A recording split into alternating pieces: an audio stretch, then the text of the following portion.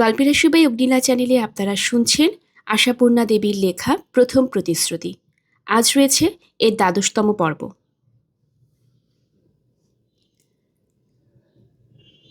বাড়িতে ৫টা বুড়ি আছে বলে যে আর কেউ তার প্রাপ্য পাওনা পাবে না, এমন নীতিতে বিশ্বাসী নন রামকালী। আয়োজন দেখে ক্ষুব্ধ মোক্ষদা রামকালীকে বললেন, আমাদের কথা না হয় ছেড়েই দিলে, কিন্তু তোমার খুড়ো এখনো বেঁচে, তার চোখের সামনে একটা কচি বউয়ের ছেঁড়াদ্ধর এত ঘটা করা কি বেশ বিবেচনা কাজ হচ্ছে রামকালী? রামকালী পিসির মুখের দিকে না তাকিয়েই উত্তর দিলেন, তোমাদের কথা ছেড়ে দেবার কিছু নেই, কারোর কথাই আমি ছেড়ে দিচ্ছি না, যেটা বিধি সেটাই করছি। মোক্ষদা একটা ঈর্ষা কাতর নিঃশ্বাস ত্যাগ করে বলেন, ৫টা বুড়ি চোখের ওপর ওই কচি বউটার সমারোহ করে ছেড়াদ্ধ করাই তাহলে বিধি? রামকালী তেমনি মুখ ফিরিয়ে বললেন, আত্মার বয়স নেই, কিন্তু চোখে যে সহ্য করতে পারা যায় না রামকালী, বললেন মোক্ষদা।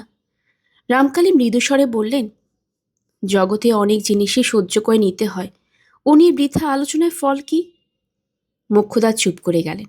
কথাটা সত্যি বই কি, কনিষ্ঠজনের মৃত্যুটাই যদি সহ্য করে নেওয়া যায়, তার সেই প্রিয় পরিচিত মূর্তিটা আগুনে পুড়িয়ে শেষ করে চিতায় জল ঢেলে এসেই আবার খাওয়া যায়, ঘুমানো যায়, তবে আর কোন মুখে বলা চলে তার পরলৌকিক কাজটা চোখ মেলে দেখে সহ্য করার ক্ষমতা আমার নেই?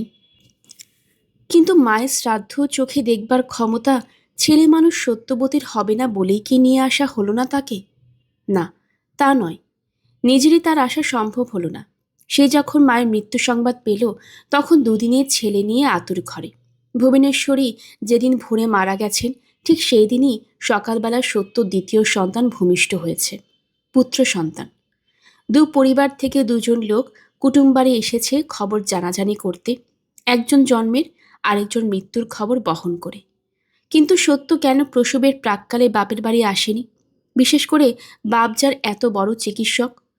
আসেনি তার কারণ আছে, যদিও ধরতে গেলে কারণটা নিতান্তই মেয়েলি, কিন্তু এসব ক্ষেত্রে মেয়েলি প্রথা আর মেয়েলি কুসংস্কারই জয়ী হয়।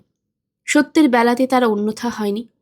সত্য প্রথমবারের ঘটনাটাই এমন অনিয়মের কারণ। বাপের বাড়িতে যখন অমন একটা অপয়া ব্যাপার ঘটে গেছে, তখন পালাবদল হোক। তাই এবারে দুপক্ষ থেকেই একমত হয়ে স্থির করা হয়েছিল, সত্যের এবারের সন্তান মাতুলালয়ে ভূমিষ্ঠ না হয়ে পিত্রালয়ে ভূমিষ্ঠ হবে। সত্য তাই ওখানেই আছে, ভালোই আছে। বেটা ছেলেটি কোলে এসেছে। এলোকেশি বড় মুখ করে লোক পাঠিয়েছিলেন বড়লোক কুটুমবাড়ি। তাকে বলে দিয়েছিলেন, শুভ সংবাদের বকশিস হিসেবে পেতলের গামলাটা দিলে নিবি না, বলবি ঘড়া কই। কিন্তু ঘড়া গামলা কিছুই পাওয়া হলো না তার। এসে শুনল এই বিপদ। ওদিকে সত্যবতী ও পুলকে আনন্দে আশায় গর্বে প্রত্যাশিত হয়ে বসেছিল কখন সংবাদদাতা ঘড়া নিয়ে ফিরবে।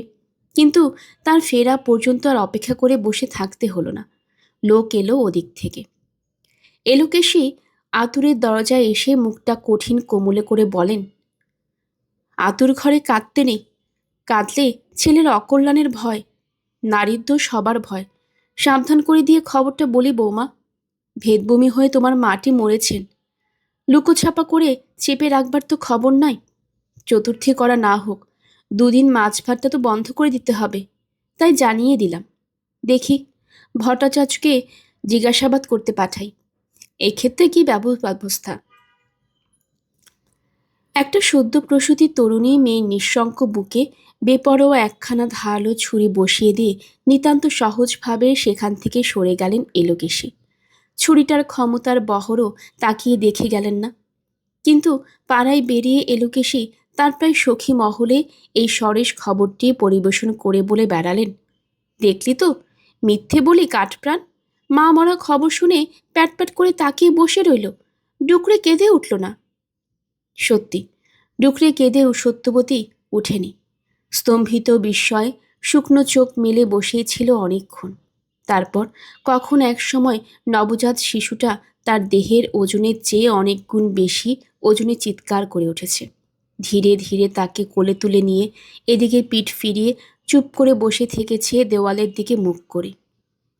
ওদিকে যদি এক টুকরো জানালা থাকতো, সত্যর প্রাণটা বুঝি তাহলে সে খোলা পথটুকু দিয়ে দৃষ্টির খেয়া নৌকা চড়ে অসীম আকাশে সাঁতরে সাঁতরে আছড়ে গিয়ে পড়ত সেই তার শৈশব নীড়ে, যেখানে মেজবউ পরিচয়ে চিহ্নিত একটি নিটল মুখ, ফর্সা রং, ছোটখাটো মানুষ ভীরু কণ্ঠিত পদক্ষেপে সারাদিন শুধু মনোরঞ্জন করে বেড়াচ্ছে। আর তারই আশেপাশে এখানে সেখানে তাকে পায়ে বিস্মৃত হয়ে দৃপ্ত পদপাতে ঘুরে বেড়াচ্ছে একটি গাছকুমোর বেঁধে কাপড় পরা স্বাস্থ্যবতী বালিকা। কিন্তু এই আতর ঘরে এধারে ওধারে কোনো ধারিয়ে জানালা নেই। তিন দিকেই গোবর লেপার নিরেট মাটির দেওয়াল। দৃষ্টি সেখানে অচল হয়ে থেমে থাকে। মা কেন সর্বদা এমন ভয় ভয় থাকে, এই নিয়ে বিরক্তি প্রকাশ করত সত্যবতী। বলতো, ভয় ভয় ভয়, এই ভয় জ্বালাতেই সজ্ঞ পাবে না তুমি মা, দেখে নিও। সত্যবতীর মা কি স্বর্গ পায়নি? সত্যবতী প্রাণটা তবে কেন স্বর্গ নামক সে অদৃশ্য লোকের অসীম শূন্যতায় হাহাকার করে বেড়াচ্ছে? মা নেই, মাকে আর দেখতে পাবো না, এ কথা মনে করতে পারছে না সত্য। শুধু মনে হচ্ছে সেই চির মমতাময়ী মানুষটা যেন ভয়ঙ্কর এক নিষ্ঠুর খেলায় মেতে এক ছুটে কোনো দূর দূরান্তর লোকে পৌঁছে গিয়ে সত্যকে দুয়ো দিয়ে ব্যঙ্গ হাসি হাসছে। বলছে, কি গো, রাত দিন তো নিজের খেলা নিয়ে উন্মত্ত হয়ে বেড়াতে। মা বলে যে একটা মানুষ ছিল সংসারে, তার দিকে তাকিয়ে দেখেছিলেন কোনোদিন? মনে রেখেছিলে তুমি তার একমাত্র সন্তান, তুমি ছাড়া আপনার বলতে আর কেউ নেই তার।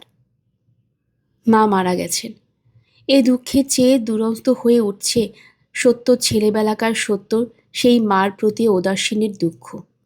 মাকে কেন ভালো করে দেখেনি সত্য? দুদণ্ড কেন স্থির হয়ে বসেনি মার কোলের কাছে? কেন রাতে আর 5টা মেয়ের সঙ্গে ঠাকুরমার ঘরে শোয়ার বদলে মায়ের গলাটি জড়িয়ে ঘুমোয়নি? প্রায় তো সে কুণ্ঠিত মানুষটি ভীরো ভীরো মুখটি হাসিতে উজ্জ্বল করে চুপি চুপি অনুনয় করত, এ ঘরে আমার বিছানায় শুবি আয়, আয় না, রূপকথা গল্প বলবো। যার কাছে এই অনুনয় সে কোনোদিন তার মান রাখত না, নিতান্ত তাচ্ছিল্যে বলতো, কতই না গল্প জানো তুমি, ও ঘরে বলে আমার বন্ধুরা সবাই, ওদের ছেড়ে তোমার কাছে শুতে আসবো আমি? বলিহারি কথা বটে। কি পাষাণ ওই মেয়েটা গো, কি পাষাণ! গোবর লেপা ওই নীরের দেওয়ালটায় মাথা কুটে কুটে মাথার মধ্যকার ভয়ঙ্কর যন্ত্রটাকে ছিন্ন ভিন্ন করে ফেলতে ইচ্ছে করে সত্যর। ভগবান, একবারের জন্য সেই দিনটা এনে দিতে পারো না? সত্য তাহলে সেই দিন সেই নিষ্ঠুর মেয়েটার পাপের প্রায়শ্চিত্ত করে। সেই ছোটোখাটো দেহটাকে দুহাতে জড়িয়ে ধরে বুকে মুখ গুজে বলে, মা, মাগো, নিষ্ঠুর ছিল না সেই মেয়েটা, শুধু অবোধ ছিল।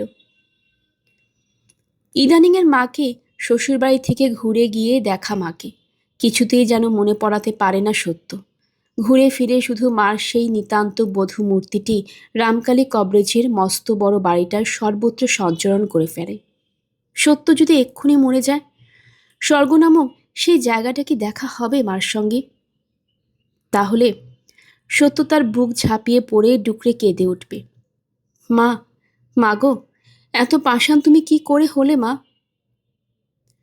আত্মবিস্মৃত সত্য কি মনে করে বসেছিল সত্যিই সেখানে পৌঁছে গেছে, ঝাঁপিয়ে পড়েছে মার বুকে, আর তার ডুকরে ওঠাটা এত তীক্ষ্ণ হয়ে গেছে যে মর্তলোকের এইখানে এসে ধাক্কা দিয়েছে। নইলে এলোক এসে ছুটে আসবেন কেন? কেন কঠিন গলায় ধমকে উঠবেন, বৌমা, একটাকে বিসর্জন দিয়ে আশ মেটেনি, এটাকেও দিতে চাও? ওই আতুর ষষ্ঠীর ছেলে কোলে নিয়ে মরা কান্না, বুকের পাটাকেও ধরনি, বলি মা বাপ কি কারো চিরদিনের? তবু তো বিধাতা পুরুষের সুবিচার হয়েছে, বাপ না গিয়ে মা গিয়েছে। শাখা সিঁদুর নিয়ে এও সতী ভাগ্যবতী ড্যাংডিঙিয়ে চলে গেল, দেখে আহ্লাদ করো, তা নয় মা মা করে চিৎকার তুলছ। বলি, আর বেশি দিন বাঁচলে কপালে দুর্ভোগ ছাড়া কি ছাই সুখভোগ আসতো? হাত শুধু করে থান পড়ে বেগুনো বেরির ঘরে ভর্তি হতে হতো না? চোখের জল যদি ছেলের গায়ে পড়ে বৌমা, তোমায় আমি বাপান্তর করে ছাড়বো, তা বলে দিচ্ছি। মা মা করে নাকামি করা বার করে দেব। চোখের জল ছেলের গায়ে? সত্য আঁচলটা তুলে ঘষে ঘষে চোখটা শুকনো করে ফেলে সভয়ে তাকিয়ে দেখে ছেলের গায়ে কোথাও জলের ফোঁটা লেগে আছে কিনা। এই তো, এই যে, এই যে জলের ফোঁটা। শিউরে ওঠে সত্য। হে মা ষষ্ঠী, রক্ষা করো মা। এমন বুদ্ধিহীনের মতো কাজ আর কখনো করবে না সত্য। কল্পিত সেই জলের ফোঁটা আঁচলের কোণ দিয়ে মুছে নিয়ে ছেলেকে নিবিড় করে ধরে সত্য। মৃত্যুর দিক থেকে মুখ ফুরিয়ে নিয়ে জীবনের মুখোমুখি বসে। কথায় বলে, ভাগ্যবানের বোঝা ভগবান বয়। রাসুর বউ সারদা অবশ্য নিজেকে খুব একটা ভাগ্যবতী মনে করে না, বরং যখন তখন আমার যেমন ভাগ্য বলে আক্ষেপ করতে ছাড়ে না। কিন্তু এক হিসাবে এ যাবৎ ভগবান তার বোঝা বয়ে এসেছেন গ্রহ নক্ষত্রের একটি সুকৌশল সমাবেশ ঘটিয়ে। নইলে পাটমহলের লক্ষ্মীকান্ত বারুজ্যের নাতৃত্ব এখনো পাটমহলে পড়ে থাকবার কথা নয়। কিন্তু তাই পড়ে আছে সে, সারদাকে নিঃস্বপত্নী রাজভোগের সুযোগ দিয়ে। লক্ষ্মীকান্ত নেই, কিন্তু তার পুত্র শ্যামকান্ত বাপের ঠাটবাট বজায় রেখেছেন। সর্ববিধ আচার আচরণ মেনে চলেন তিনি। নড়তে চড়তে পাজি পুঁথি দেখেন এবং গ্রহ ফাঁড়া ঠিকুজি কুষ্টি ইত্যাদি গোলমেলে ব্যাপারে প্রত্যেক সময় কাশী প্রত্যাগত জ্যোতিম সার্ণব ঠাকুরের উপদেশ গ্রহণ করে থাকেন। জ্যোতিষ সারণী পটলির কোষ্ঠী দেখে তার প্রতিগৃহে যাত্রা সম্পর্কে একটি বিশেষ বিধিনিষেধ আরোপ করেছিলেন। ঘোষণা করেছিলেন 18 বছরে পদার্পণের আগে পটলির স্বামী সন্দর্শনে বিপদ আছে। উক্ত কলাবিধি তার প্রতিসুখ স্থানে রাহুর কটাক্ষ। জ্যোতিষ সার্ণবের ঘোষণায় অবশ্য আশ্চর্য কেউ হয়নি, বরং যেন এ ধরনের একটা কিছু না হলেই আশ্চর্য হতো। কারণ পটলির প্রতিসুখ স্থানে যে রাহুর সৃষ্টি সে আর জ্যোতিষীকে বলতে হবে কেন? সে তো তার বিয়ের দিনই হাড়ে হাড়ে টের পাওয়া গেছে। নেহাত নাকি ওর বাপের পূর্বজন্মের পুণ্যি ছিল, তাই সেই বিয়ের পর রামকালী কবরেজের দৃষ্টিপথে পড়ে গিয়েছিল। নয়তো পটলিকে তো বাসর রাতেই শাখানুমা খুলতে হতো, আর নয়তো দাপড়া আধা বিধবা হয়ে জীবনটা কাটাতে হতো। রামকালী কবরেজ ভগবান হয়ে উঠে এসে উদ্ধার করেছেন, কিন্তু অদৃষ্টের ফল কে খণ্ডাবে বলো? তাই গ্রহ নক্ষত্ররা আঙ্গুল তুলে নিষেধ করে রেখেছে, পটলি তুই স্বামীর দিকে চোখ তুলবি না, অন্তত 18 বছর বয়স হবার আগে নয়। লক্ষ্মীকান্ত শ্রাদ্ধের সময় সামাজিক আচার অনুযায়ী জামাইকে শ্যামাকান্ত নিমন্ত্রণ করেছিলেন, তবে বাড়িতে কড়া শাসন করে রেখেছিলেন মেয়ে জামাইয়ে দেখাশুনো না হয়। কিন্তু ভাগ্যচক্রের জামাইয়ের আশাই হলো না। সেদিনই নাকি জামাইয়ের রক্ত আমাশা দেখা দিল। কে জানে সে 2 কাঁচা দুধ খাবার ফল কিনা সেটা। যাক, সেসব তো অতীত কথা। শ্যামাকান্ত মেয়ের শ্বশুরকে তার কোষ্ঠী ঘটিত বিপর্যয় জানিয়েছিলেন, কাজেই এতদিন ওপক্ষ থেকে বউ নিয়ে যাবার প্রস্তাব ওঠেনি। দিন তারিণী অত বড় সমারোহের শ্রাদ্ধেও শ্বশুরবাড়ি আসা হলো না তার। একঘাট করতে যেখানে জ্ঞাতিগোত্র ছিল সবাই এসে জড়ো হলো। সত্য পুণ্যি কুঞ্জর 5-5টা শ্বশুর ঘরন্তি মেয়ে, শিবজায়ের দত্তর গোষ্ঠী, বাকি কেউ থাকেনি। বাকি ছিল শুধু পটলি, যে নাকি সর্বপ্রধানের এক প্রধান। কিন্তু এবার সময় এসেছে। 18 বছরে পদার্পণ করেছে পটলি। কুঞ্জ গৃহিণী অভয়া ব্যস্ত হয়ে উঠেছেন নতুন বউকে আনতে। মুখে বলেছেন অবশ্য, আর ফেলে রাখলে কি ভালো দেখায়? কিন্তু ভিতরের উদ্দেশ্য আরও গভীর। উদ্দেশ্য বড় বউয়ের তেজ অহংকার ভাঙা। সারদার যত তেজ তত অহংকার দিন দিন যেন বাড়ছে। সংসারে ভুবনেশ্বরীর শূন্য স্থানটা কেমন করে কে জানে আস্তে আস্তে সারদার দখলে এসে গেছে। ভুবনেশ্বরীর মতোই সারদা ভিন্ন, যেন সব দিক অচল। কিন্তু ভুবনেশ্বরীর নম্র নীরবতা সারদার মধ্যে নেই। সারদা যতটা চৌকস ততটাই প্রখর। শাশুড়িকেও সে ডিঙিয়ে যেতে চায়। অথচ দিন তারিণীর মৃত্যুতে গিন্নির যে পদটা অভয়ার পাবার কথা, সেটা যেন অভয়া পেল না। অভয়ারা সেই হেসেলে চাকরির ঊর্ধ্বে নতুন কিছু হলো না, বরং সেটাই আরও জটিল হয়ে উঠেছে। কাশেশ্বরী তো নেই, হঠাৎ পড়ে গিয়ে হাত ভেঙে মোক্ষদাও কেমন কমজোরি হয়ে গেছেন। কাজী অভয়াকে সদ্য স্নানান্তে ওদের ঘরেও কিছু গুছিয়ে দিয়ে আসতে হয়, বাটনাটা জলটা। মোক্ষদা হাতি হাবড়ে পড়ার নীতিতেই সেই চির অস্পৃশ্যর জল স্পর্শ করেন। অতএব সমগ্র সংসারটা অনেকটা বেলা পর্যন্ত সারদার হাতেই থাকে। সঙ্গে থাকেন অবশ্য শিবজায়া, থাকেন আরও জ্ঞাতি মহিলারা। কিন্তু আশ্চর্য, সবাই যেন আমে দুধে মিশে গেছে। অভয়া রূপিণী আটির ঠাঁই হয়েছে ছাই গাদায়, অন্তত অভয়ের তাই ধারণা। বউয়ের এই প্রতাপ, এই দপদপা আর সহ্য করতে পারছেন না অভয়া। টিটটিট করতে ইচ্ছে করছে বউকে।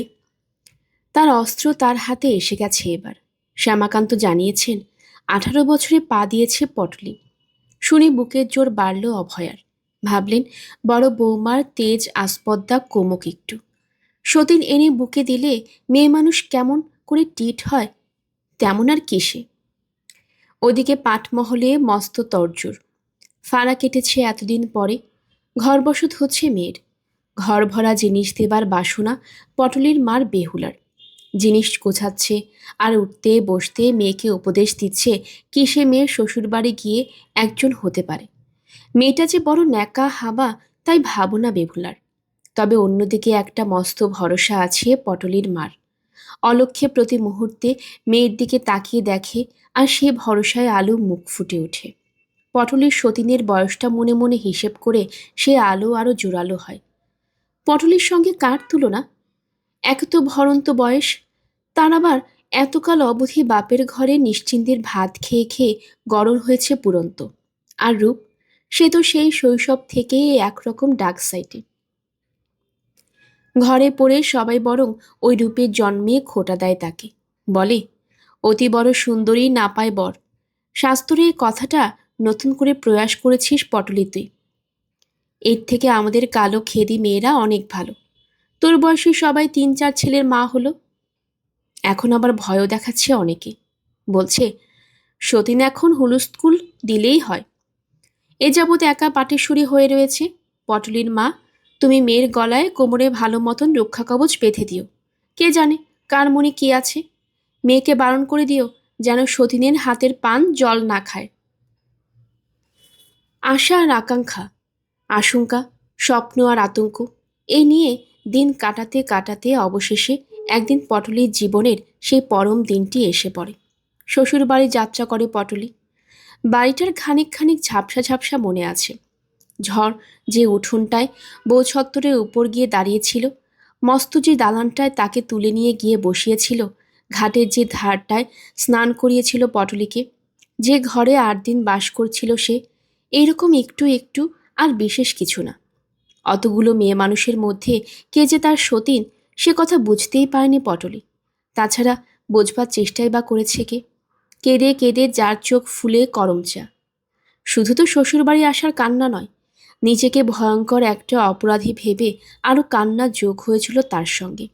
সত্যি, পটলির মতো মহা অপয়া ত্রিজগতে আর কে আছে? বিয়ের বর বিয়ে করতে এসে রাস্তায় মরে, এমন কথা কে কবে শুনেছে? তারপর আবার এ বাড়ি। বৌভাতের যজ্ঞের দিন বাড়ি যখন রমরম করছে, তখন কিনা বাড়ির একটা জলজ্যান্ত বউ হারিয়ে গেল। শুনে হা হয়ে গিয়েছিল পটলে।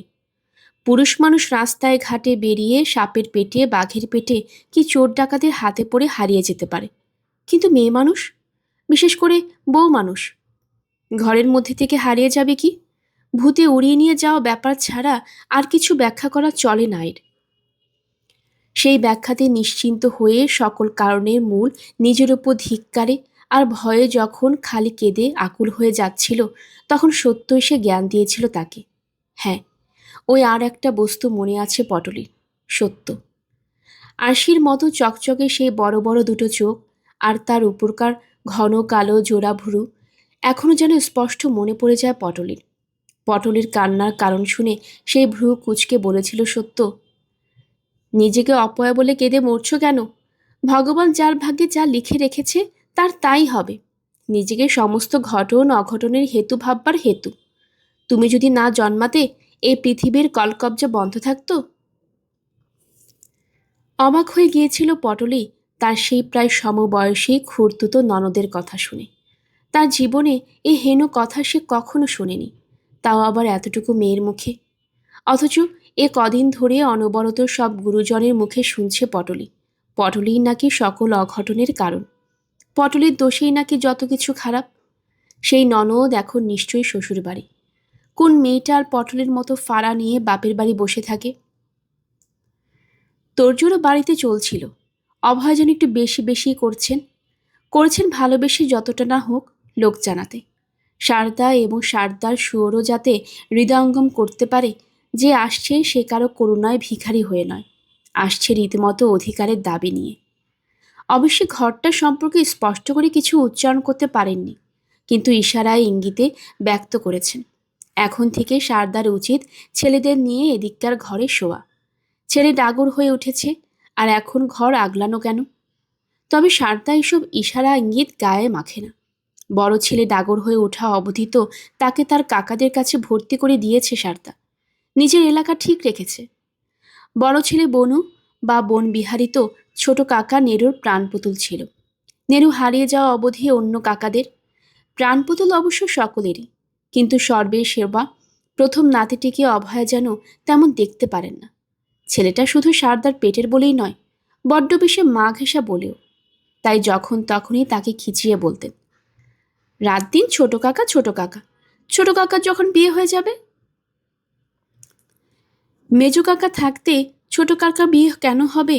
অথবা বিয়ে হলে ভাইপোর সঙ্গে সংঘর্ষ বাঁধবার কারণটা কি, এই প্রশ্ন করতো না ছেলেটা। শুধু সবেগে বলে উঠত, ছোট কাকাকে বিয়ে করতে দেবই না। অভয় আরও খিচিয়ে বলেন, তা দিবি কেন? কারোর আর এসে কাজ নেই, ভাগ নিয়ে কাজ নেই। একা তোর মাই সর্বস্ব দখল করে বসে থাকুক। তার সেই ছোট কাকা নিরুদ্দেশী হয়ে গেল, বিয়ে আর হলো না। অভয়া ভাবেন, এ ওই অপয়া ছেলেটার বাক্যের ফল, আর বাক্যগুলো মার শিক্ষার ফল। সারদা হাতের বাইরে বলে অভয়া হাতের মুঠোয় পুড়তে পারেন এমন একটি হাতের পুতুলের বাসনা করছেন। তাকে নিয়ে অভয় সাজাবেন, খাওয়াবেন, চোখের ইশারায় উঠাবেন, বসাবেন। মেজবউটা এলেও হতো, অথচ অভয়ের মেজ ছেলে বিয়ের কথা মুখেও আনছেন না রামকালী। বরং একদিন বড় ভাইয়ের মুখের উপরে স্পষ্ট বলেছিলেন, ওই অপদার্থটার বিয়ে দিয়ে কি হবে? অপদার্থ বলে যে বেটা ছেলের বিয়ে হবে না এমন সৃষ্টি ছাড়া কথা ত্রিসংসারে কে কবে শুনেছে? কিন্তু কুঞ্জ চিরদিনই ছোট ভাইয়ের ভয়ে কাটা। সমালোচনা যা করেন সে আড়ালে, তাই যা বলেছেন আড়ালেই বলেছেন, নিজের সাহস করে বিয়ের ব্যবস্থা করতে চাননি। যাক, এতদিনে অভয়ের একটা নিজস্ব বস্তু পাবার আশা হচ্ছে, কিন্তু একেবারে নিঃসংশয় সুখজগতে কোথা? নতুন বউয়ের বয়সের কথা ভেবে বুকের মধ্যে তেমন স্বস্তি নেই। বুড়ো শালিক কি পোষ মানবে? পাকা বাঁশ কি নুইবে?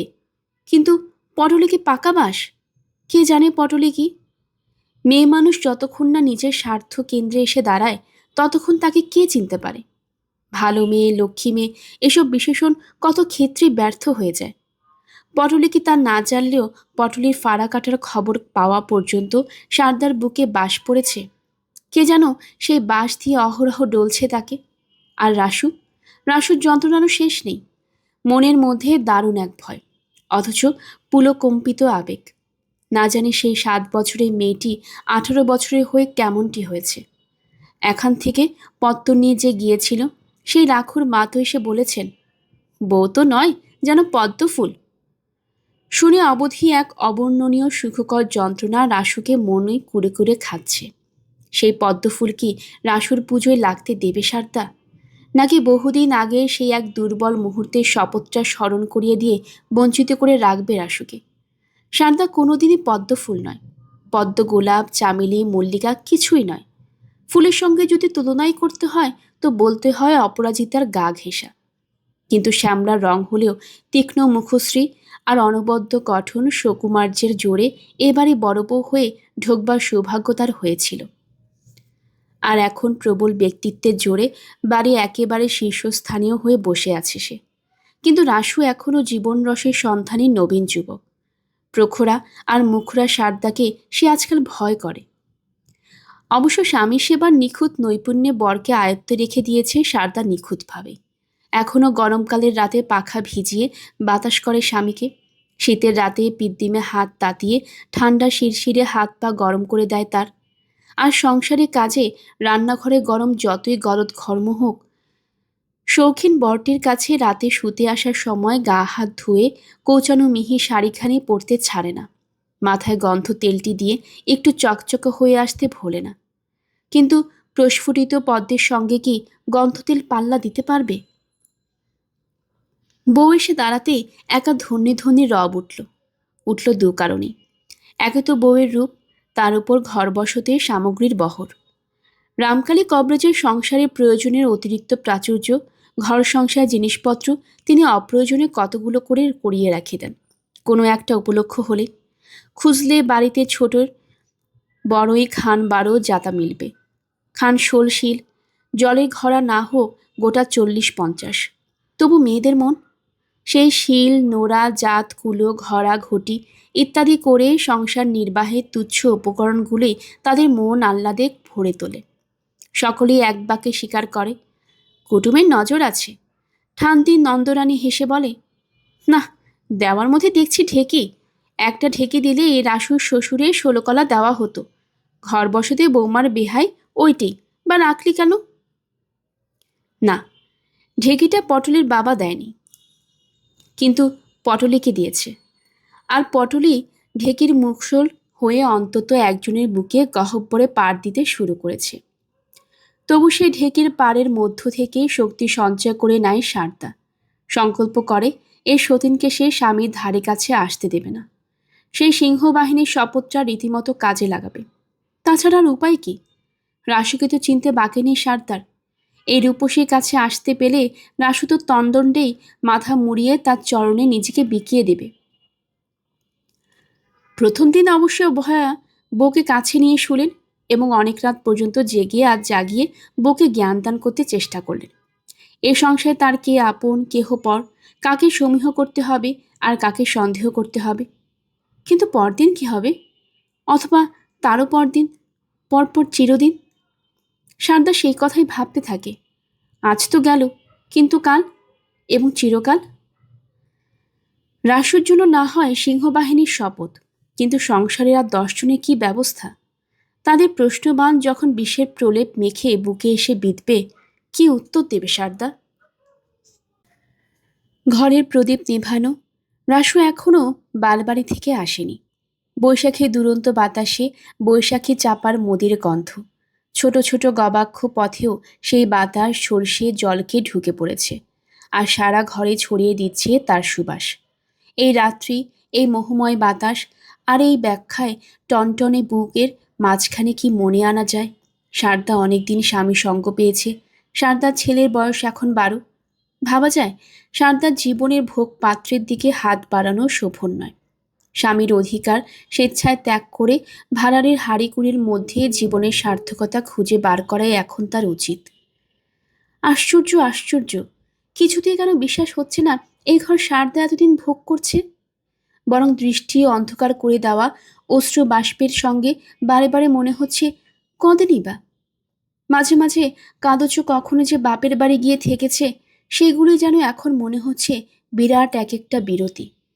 কিন্তু গরিব গেরস্থ বাপ সারদার কতই বা নিয়ে যেতে পেরেছে মেয়েকে। ওর ওই 16-17 বছরে বিবাহিত জীবনের মধ্যে দিন মাস ঘন্টা মিলিয়ে হিসেব করলে না হয় 4-5টা বছর। তাহলেও তো হাতে থাকে এক যুগ। কখন কোথা দিয়ে গেল সে দীর্ঘ এক যুগ? আস্তে আস্তে ঘরে এসে ঢুকল রাসু, বরাবর যেমন ঢোকে। সারদা যে ধরনটাকে ব্যঙ্গ হাসিতে অভিষিক্ত করে বলে, চোরের মতন। এই নতুন বিয়ের বরের ভঙ্গিটা আর কোনোদিনই বদলাল না রাসুর। তবে কি সেও টের পায়নি কবে কখন তার বয়স 18 থেকে 34-এ এসে পৌঁছেছে? টের পায়নি। মাঝখানে সেই বয়সগুলো হাত ফসকে পালালো কি করে? তাই আজও শয়ন মন্দিরে ঢুকতে তার লজ্জা। আজ কিন্তু সমস্তটা দিন রাসুর বড় যন্ত্রণায় কেটেছে। অব্যক্ত সেই যন্ত্রণাটা যেন ধরা ছোঁয়া যাচ্ছে না, শুধু মনটা ভারাক্রান্ত করে রেখেছে। তার যন্ত্রণার কারণ আছে বই কি। এই যন্ত্রণা শুধু যে রূপসী স্ত্রীকে এখনো চোখে দেখতে পায়নি বলে তা নয়। কর্তব্য নির্ধারণের দ্বন্দ্বই বেচারি রাসুকে এত বিচলিত করেছে। অতঃপর রাসুর কর্তব্য কি? পূর্ব শপথ স্মরণ করে দ্বিতীয়বার মুখ দর্শন না করা, সারদার প্রতি একান্ত অনুরক্তি রেখে চলা, না শপথটা একটা মুখের কথা মাত্র বলে উড়িয়ে দিয়ে?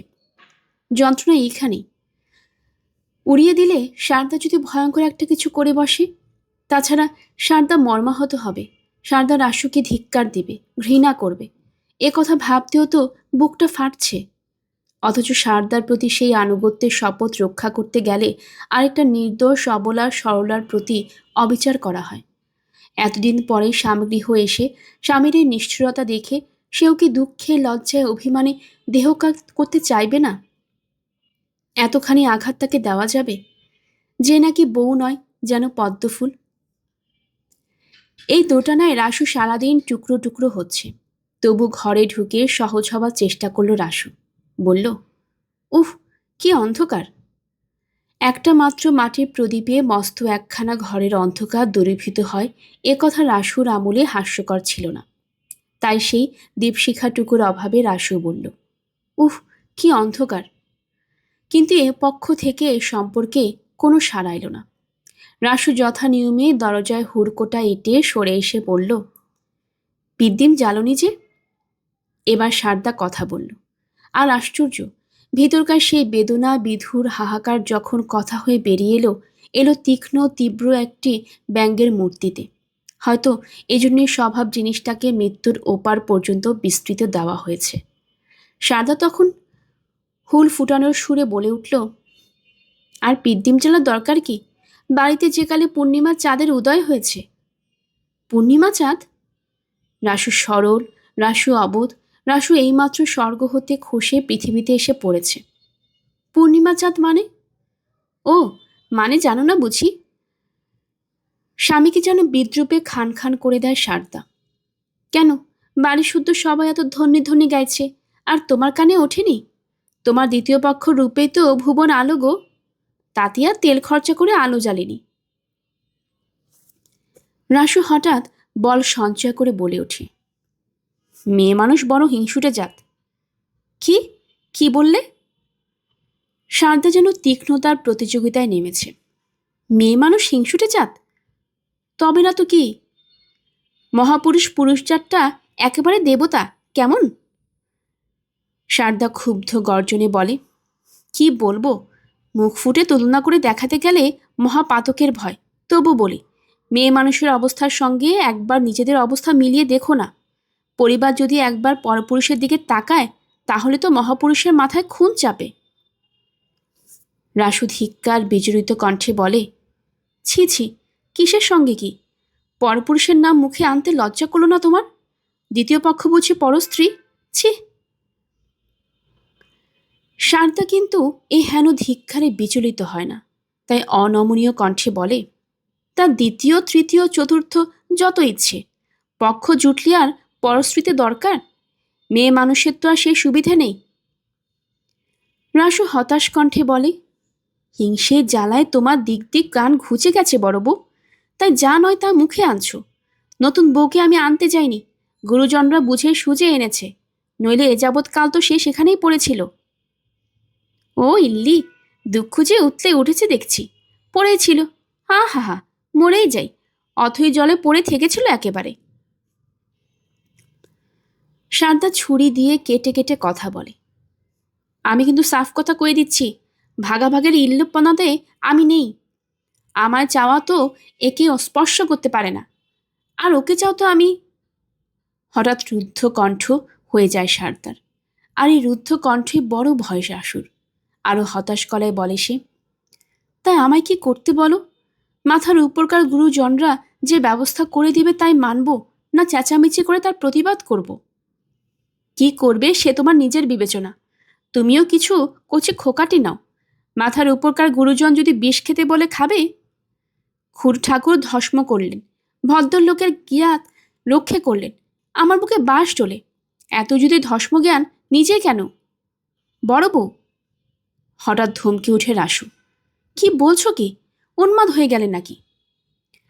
সারদা ঝপ করে বিছানায় শুয়ে পড়ে গম্ভীর গলায় বলে, উন্মাদ হবার ঘটনা ঘটলে মানুষ উন্মাদ হবে, এ আর আশ্চর্য কি? খুড়ো ঠাকুর যদি তখন আমার ঘর না ভাঙতেন, তাহলে বরং আজ ওনার ভাঙা ঘর হতো। বড় বউ, কাকে নিয়ে তুলনা? এসব অকথা কুকথার মুখে উচ্চারণ করলেও মহাপাতক হয়, তা জানো? মুখে উচ্চারণ করলে মহাপাতক, কিন্তু মন কি কেউ শাসিয়ে রাখতে পারে? যাকগে, ভালো মন্দ কিছুই বলবো না আমি, আমার যা বলবার বলেছি। রাসু আপোষের সুরে বলে, অতই বা খাপ্পা হচ্ছ কেন বড় বউ? তুমি ঘরণ্যে গিন্নি, বলতে গেলে জোয়ান ব্যাটার মা, তোমার জায়গা কে কারে? তবে লোক দেখোতা একটা কথা আছে তো, ওকে একেবারে ভাসিয়ে দিলে। সারদা গম্ভীরভাবে বলে, মা সিংহে বাহিনীর নামে দিব্যি গেলেছিলে, সে কথা বোধহয় ভুলে গেছো। ভুলে যাব কেন? রাসু অসন্তুষ্ট স্বরে বলে, কিন্তু নৌকে কে বলবে সেটাও তো চিন্তা করতে হবে। সারদা আবার ঝপ করে উঠে বসে, বলে, কেন, লোককে বোঝাবার উপায় নেই? লোককে বোঝাতে কত কলকাঠি আছে। লোককে বলতে পারো না কোনো সাধু ফকির তোমার হাত দেখে বলেছে ওই দ্বিতীয় পক্ষের পরিবারকে স্পর্শ করলে তোমার পরমায়ু ক্ষয় যোগ আছে? সংসার শুদ্ধ সকলেই আশা করেছিল প্রস্তাবটা সারদার দিক থেকেই উঠবে, কারণ সত্যি কি আর এতটা বেগ আর চক্ষু লজ্জাহীন হবে সে? কিন্তু আক্কেল সম্পর্কে নিতান্ত উদাসীন হয়ে অনেকগুলো দিন কাটিয়ে দিল সারদা। চক্ষু লজ্জা প্রকাশ দেখা গেল না।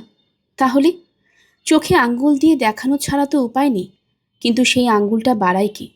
যে মুখরা সারদা সুযোগ পেলে গুরুজনকেও রেয়াত করা কথা কয় না, ঘোমটার মধ্য থেকে এমন কুটুস কামড়টি দেয়, তাতে কামড়াহতের সর্বাঙ্গে জ্বালা ধরে যায়। কাজেই আড়ালে আবডালে সমালোচনা উদ্দাম হয়ে ওঠে। বস্তুত এখনকার অবস্থা এই, সারদা যখনই যে কাজে এক জায়গা থেকে আরেক জায়গায় গিয়ে পড়ে, দেখে দু তিনটি মুখ একত্র হয়ে গুঞ্জরণ করছে। সারদা গিয়ে পড়তেই ঝপ করে গুঞ্জরণটা থেমে যায় এবং মুখগুলি বিভক্ত হয়ে গিয়ে সহসা যা হোক একটা কাজুরে কথা নিয়ে শোরগোল শুরু করে দেয়। সারদা কি বোঝে না কি কথা হচ্ছিল ওদের? বোঝে বই কি, বুঝে মাথা থেকে পা অবধি রিরি করে জ্বলে ওঠে তার। তবু বুঝতে না পারার ভানটাই চালিয়ে যায় সে। চালায় এই জন্যে জানে বুঝতে পেরেছি বলার সঙ্গে সঙ্গে সমস্ত ব্যাপারটা নিবারণ হয়ে যাবে। যেটুকু চক্ষু লজ্জার আড়ালে আবদালে রেখে ঢেকে বলছে ওরা, সেটুকু ঘুচে গিয়ে প্রকাশ্য আক্রমণের পথে নেমে আসবে।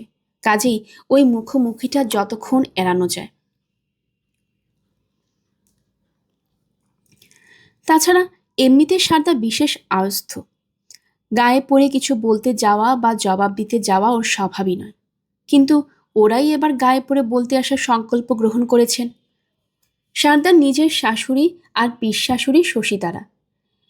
এই পিস শাশুড়িটি জীবনেই প্রথম দেখল সারদা, কারণ প্রায় বছর 30 পর তিনি পিত্রালয়ে এসেছেন। এতদিন বিরতির কারণ অবশ্য বৈবাহিক কলহ। তার দুই বৈবাহিকে একজন তো বহুদিন গত হয়েছেন, কুঞ্জ রামকালী আর শশীতারার বাবা জয়কালী।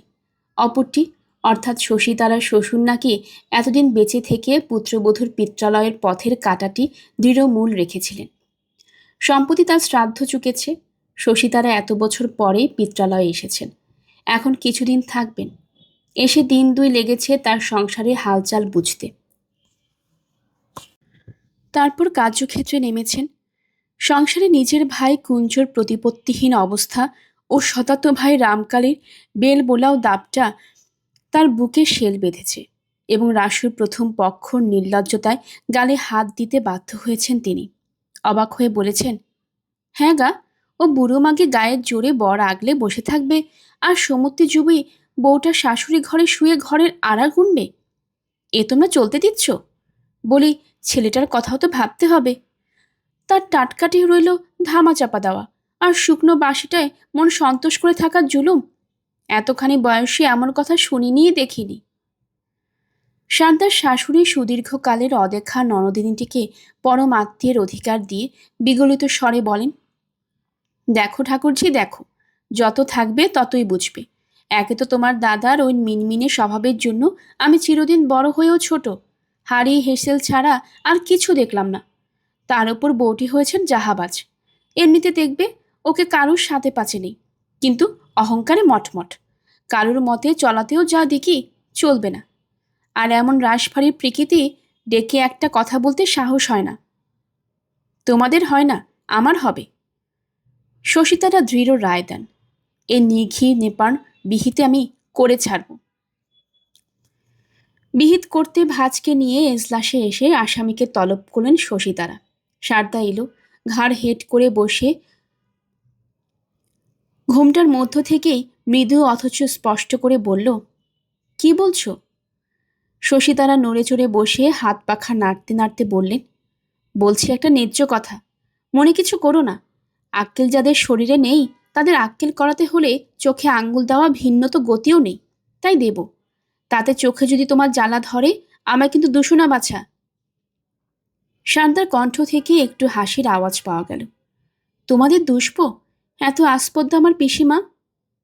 আস্পদ্দা? শশীতারা পাখার বেগটা বাড়িয়ে দিয়ে বলেন, না, আস্পদা তোমার দেখি না বটে, কিন্তু আক্কেলটুকু তো তিলক মাত্র দেখছি না বাছা। নতুন বৌমার দিকটা তো একেবারে ভাবছো না। পরক্ষণে শশীতারা আর তার ভাজকে অবাক করে দিয়ে সারদার মৃদুকণ্ঠে স্পষ্ট স্বর ধ্বনিত হয়, আমি না ভাবলাম তোমরা এতজনে তা ভাবছ। এতজনে ভাবছি? আমরা এতজনে ভাবছি? তুমি যে অবাক করলে বড় বৌমা। আমরা ভেবে তার কি উপকারটা করতে পারবো শুনি? তুমি এদিকে আত্মঘাতী হবার ভয় দেখিয়ে স্বামীকে শাসিয়ে রেখেছ। ভয় কাটা হয়ে আছে সে, আমরা কি করব? এই তো সেদিনকে রাত্রিরে ছোড়াটাকে হাত ধরে ছিঁচড়ে এনে বললাম, রাসু তুই এদিকে আয়, ঘরের তো অভাব নেই বাড়িতে, এ ঘরে নবাবী পালঙ্ক না থাক, স্বামী পেলে নতুন বউয়ের এমন আমুকতাতাই রাজকতক্তা। তা আনতে কি পারলাম? ভয়ে সিটিয়ে হাত ছাড়িয়ে পালিয়ে গেল। বলে কি, তাহলে তোমাদের বড় বউ আত্মঘাতী হবে? হ্যাঁ গা, বাপ তো তোমার শুনলাম ভালো মানুষ, তোমরা একে ছোট লোকমি। শশীতারা কথা শেষ হওয়ার সঙ্গে সঙ্গে ঘরের মধ্যে যেন একটা তীব্র বিদ্যুৎ ঝলসে ওঠে। বিদ্যুৎটা আর কিছু নয়, সারদার চোখের আগুন। হঠাৎ মুখ তুলতে গিয়ে মাথার ঘোমটাটা খসে গিয়েছিল সারদার। ঘোমটাটা আবার একটু তুলে মুখ প্রায় অনাবৃত রেখেই সারদা বলে, দশার চক্রে ভগবান ভূত হয় পিসিমা, তাই মানুষ তো কোন ছাড়। পাকের চক্রে ভদ্রলোকের মেয়ে ছোট লোক হয়ে উঠবে, এতে আর আশ্চর্য কি? একে মুখ খোলা, তাতে এই বাকি। সারদার শাশুড়ির বোধ করি নিজের মর্যাদার সম্পর্কে এবার সচেতন না হয়ে পারেন না, তাই নথপড়া মুখ ঘুরিয়ে বলে ওঠেন, মুখের ঘোমটা খুলে শাশুড়ির সঙ্গে ঝগড়া করছো তুমি বড় বৌমা? বুকের পাটা তোমার এত কিসের? জানো, জন্মের শোধ বাপের বাড়ি বিদেয় করে দিতে পারি তোমায়। এজলাসটা বোধ করি সারদার ধারণার জগতে ছিল, আর সওয়ালের জন্য প্রস্তুত ছিল সে, তাই তীক্ষ্ণ একটু হাসির সঙ্গে বলল, জন্মের শোধ যদি যেতেই হয় তো বাপের বাড়ি যাব কেন? জমের বাড়ি তো কেউ কেড়ে নেয়নি। শশীতারা এবার চাকার নথ ঘুরিয়ে ঝঙ্কার দিয়ে ওঠেন, জমের বাড়ি ভয় দেখিয়ে আমাদের জব্দ করতে পারবে না বড় বৌমা, আমরা রাসু নই। বলি, ওই যে একটা বড় ঘরে মেয়ে এসেছে, যার বাপ ঘর বসতে দ্রব্যিতে বাড়ি ভরিয়ে দিয়েছে, তার দাবি দেওয়াটা মানবে না তুমি? আর ওই রূপের কান্তি টাটকা পদ্ম ফুল স্বামীকে তুমি এর ভোগ থেকে বঞ্চিত করছো, এতে যে তোমার নরকেও ঠাঁই হবে না। হঠাৎ হেসে উঠে সারদা দিব্যি স্পষ্ট গলায় বলে, ভালোই তো পিসিমা, নরকের ঠাঁই না হলে স্বর্গে যাব। দুটো বইতা আর 10টা জায়গা নেই। দুটো গিন্নিকে হতবাক করে দিয়ে উঠে দাঁড়িয়ে সারদা, তালের বড়া খেতে চেয়েছ ছোট ঠাকুরপো, তালগুলো মেরে রাখে গে। অর্থাৎ তোমাদের কাঠগড়া থেকে ফসকে পালাচ্ছি এবার। শশীতারা বোঝেন, যেমন ভেবেছিলেন ঠিক তেমনটি। ধিক্কার দিয়ে বিচলিত করে কার্যসিদ্ধ করা যাবে না, অন্য চাল চালেন তিনি। বলেন, সভ্যতা ভব্যতার পাঠশালা দেখছি একেবারে পড়নি তুমি বড় বৌমা। গুরুজনের সামনে থেকে অনুমতি না নিয়ে উঠতে আমি আমার শ্বশুরবাড়ির দিকের কোনো ঝি বউকে কখনো দেখিনি। আমরা নিজেরাও গুরুজন ডেকে একটা কথা শুধুলে ঘাড় নাড়ে, হ্যাঁ হুঁ করে উত্তর দিয়েছি, উঠে যেতে না বললে ঘাড় গুজিয়ে বসে থেকেছি। সারদাকে এতেও অপ্রতিভ করা যায় না, সে তেমনই মৃদু হাসির সঙ্গে বলে, বসবার অবকাশ থাকলে তো বসে থাকাও একটা সুখ পিচিমা। কথার পিঠে কথা দেওয়াই তোমার রোগ দেখছি। হাবা গঙ্গার শাওরি পেয়েছ, তাই এমন দুরবস্থা হয়েছে। যাক, বলি শোনো, আপোষ মীমাংসার কথাই কইছি। ঘরণী গিন্নি বেটার মা তুমি, অনেকদিন তো স্বামীকে ভোগ করলে, ওকে একেবারে ভাসিয়ে দিলে চলবে কেন? ওরও আগুন সাক্ষীর বিয়ে। আমি বলি কি, একটা পালা ঠিক করো। মনে মনে হাসেন শশীতারা। একবার যদি রাসুকে নতুন নেশা ধরিয়ে দেওয়া যায়, তারপর দেখা যাবে তোমার মতো কত আদরে থাকে। দেখা যাবে কোথায় থাকে তোমার ওই তেজ। ওই বউয়ের আস্বাদ পেলে তুমি গলায় দড়ি দিলে কি জলে ডুবলেও কিছু এসে যাবে না রাসুর। পালার বুদ্ধিটা মাথায় আসার জন্যই নিজেকে নিজে তারিফ করেন শশীতারা। কিন্তু সারদা যে তারিফ বেশিক্ষণ বজায় থাকতে দেয় না। তীক্ষ্ণ কণ্ঠে বলেন, তোমাদের অনুমতি না নিয়ে যাচ্ছি পিসিমা। এসব নিচু কথা শুনতে মাথা কাটা যাচ্ছে। হ্যাঁ, কি বললি? আমরা নিচু কথা কইছি? ছোট লোকের বেটি, হাঘরের মেয়ে, বলতে জিভ বাড়িয়ে গেল না? শশীতারা ধেই ধেই করে নেচে ওঠেন। খুব উঁচু কথাটা তুমি কইছ বটে। একলা খাবো, একলা পরবো, একলা ভোগ করব। এই তো মহত্বের কথা। পালা কথাটা নিচু কথা হলো?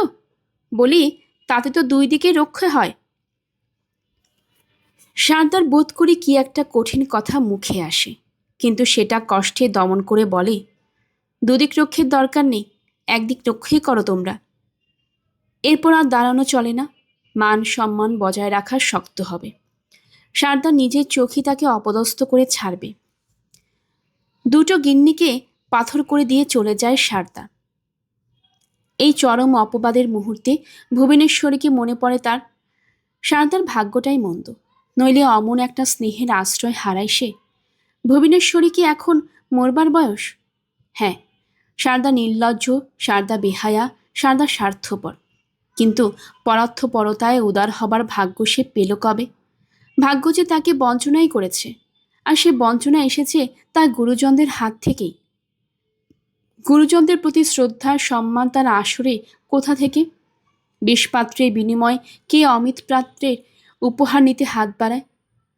শশীতারা গালে হাত দিয়ে অভয়কে উদ্দেশ্য করে বলেন, মান্যে বড় গুরুজন তুমি বউ, তোমায় পায়ে ধুলো নেবারই কথা। তবু বলি, তোমার পায়ের ধুলোই গড়াগড়ি দিতে ইচ্ছে করছে। এই কালকেটু নিয়ে ঘর করছো তুমি? কুঞ্জগৃহিণী কপালে হাত ঠেকিয়ে বলেন, অদৃষ্ট ঠাকুরজি। আসল কথা, অদেষ্টাটা তার নিজের কাছে ধরা পড়েছে এই সম্প্রতি, ননদিনীর দিব্য দৃষ্টির প্রভাবে, এবং এ যাবৎ বোকামি করে এসেছেন। সুদে আসলে সেটা উসুল করে নিতে ইচ্ছে হচ্ছে তার। ওই কালনাগিনীর দিক থেকে রাসুর মন একেবারেই ঘুরিয়ে দিতে পারি এমন ওষুধ আমার জানা আছে বউ। শশীতারা চাপা হিংস্র স্বরে বলেন, অব্যর্থা তুক। রাসু তোমার ছটফুটের নতুন বউয়ের পায়ে পড়বে, বড় বউকে জন্মের বিষ দেখবে। ভাজ অবাক হয়ে বলেন, সত্যি ঠাকুরজি, তেমন ওষুধ তোমার জানা আছে? শশীতারা মুখে একটি বিচিত্র হাসি ফুটে ওঠে। জানা না থাকলে আর তোমার ননদাইকে অমন কেন গেলাম করে রেখেছি? বয়সকালে কি কম দুর্দান্ত ছিল নাকি? সম্পর্ক অসম্পর্ক মানত না, রূপসী মেয়ে মানুষ দেখলে উন্মাদ হয়ে উঠত। এক বাগদি বুড়ি শেখালো আমায় সেই তুক। তারপর থেকে এমন নেলাখ্যাপা হয়ে গেল যে আমি বইয়ের কিছুই জানে না। আমি উঠতে বললে উঠে, বসতে বললে বসে, খেতে বললে খায়, ঘুমোতে বললে ঘুমোয়। আমার মুখের দিকে ফ্যাল ফেলিয়ে তাকিয়ে থাকে। আমি বলি থাক, ওই আমার ভালো নাই, বা রোজগার করলো, নাই বা হট্টগোল করে বেড়ালো। ভাতের তো অভাব নেই ঘরে, আমার আঁচলটিতে তো বাধা রইল জন্মের শোধ। রাসুর মা ইতস্তত করে বলেন, কোন শেকড় বাকর নাকি? রাসুর কোনো ক্ষতি হবে না তো? শোনো কথা, সে কাজ আমি করব? এ আর কিছুটি নয়, শুধু একজনের থেকে মন ঘুরে আরেকজনের উপর পড়া। তাহলে বলি শোনো, তোমার কপাল ক্রমে এই পরশুই অমাবস্যা আসছে। একেবারে দুপুর রাতে নতুন বৌমা যদি এলো চুলে বিবস্ত্র হয়ে একটা কলা গাছের গোড়ায় এক ঠোকায় একটি ছুঁচ বেঁধে দিয়ে আসতে পারে, তাহলে। কথা শেষ হয় না শশীতারার। সারদার ছেলে দৌড়ে এসে বলে, তোমার শিগগিরই চলে এসো, মেজ ঠাকুরদা অজ্ঞান হয়ে গেছে। মেজ ঠাকুরদা মানে রামকালী, যিনি জ্ঞানের পারাবার? রামকালী অজ্ঞান হয়ে গেছেন, এ কি অদ্ভুত ভাষা! সকলেই দৌড়ায়। তবে কি রামকালীও ভুবনেশ্বরীর মতো বিনা নোটিশে? ব্যাপারটা এত জানাজানি হলো ভিতর বাড়িতে পড়ে গিয়ে। বাড়িতে পড়লে অন্তত মেয়ে মহলের দল এভাবে ধারে কাছে গিয়ে হাউতাস করতে পারত না।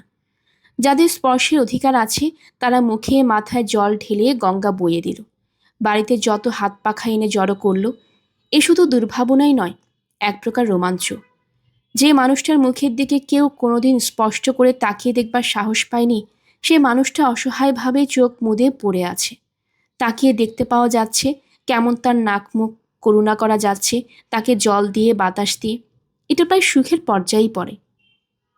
শারদাও একখানা হাত পাখা নিয়ে এসেছিল আর দূর থেকে বাতাস করছিল এবং ভাবছিল, আশ্চর্য, এতদিন খড় করছে মানুষটা কেমন দেখতে তা তো কোনোদিন দেখিনি। একে কি বলে তপ্ত কাঞ্চন বর্ণাভাং। ভয়ঙ্কর একটা আবেগের আলোড়নে চোখে ছলাৎ করে জল এসে যায় শারদার। এ হেন স্বামীকে ফেলে চলে যেতে হয়েছে মেজখুড়িকে, আর তাই বুঝি স্বর্গেও তিষ্ঠতে পারছেন না। আকর্ষণ করে টেনে নিয়ে যেতে চাইছেন নিজের কাছে। মনের মতো স্বামী এমনই জিনিস। তারপর চোখ মুছে ভাবল, মেজখুড়ো আমাদের মায়া কাটিয়ে চললেন। কিন্তু আপাতত দেখা গেল শারদার আশঙ্কা অমূলক। চিরশান্ত চিরসুকুমার শিখুম খন্তি ভুবনেশ্বরী আকর্ষণ মধ্যাকর্ষণের চেয়ে জোরালো হলো না। রামকালী চোখ মেললেন। চারদিকে এতগুলো মুখ দেখে ভুরুটা ঈষৎ কুঁচকে গেল। আবার চোখ বুঝলেন আর অনেকক্ষণ পরে বললেন, আমাকে বাহিরে চণ্ডী মণ্ডপে বিছানা করে দাও।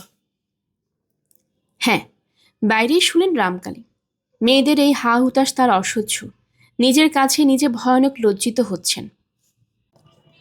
রামকালীর পক্ষে এ হেন দুর্বলতা ক্ষমার অযোগ্য। রামকালী জ্ঞান হারিয়ে পড়ে গেছেন।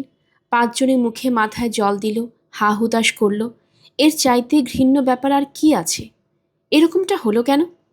অনেকদিন থেকেই যেন ভেতরে ভেতরে একটা ক্ষয় চলছে, যেন একটা ভাঙনের পদধ্বনি শুনতে পাচ্ছেন।